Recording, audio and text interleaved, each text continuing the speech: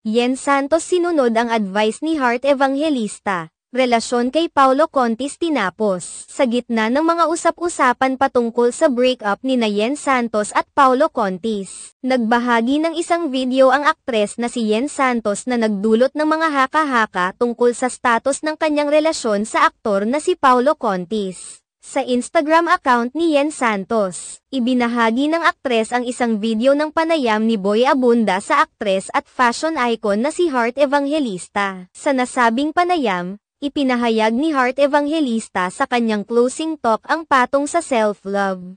Stop giving away your heart like it's candy. Treasure yourself. Love yourself. Treasure your heart and your soul. Because that's what's gonna save you in the end, saad ni Heart Evangelista. Ang ibinahaging video ni Yen Santos ay lalong nagpalakas sa hinala ng mga netizens na totoo ang napapabalitang hiwalayan nila ng kanyang boyfriend na si Paulo Contis matapos ang ilang taon nilang relasyon.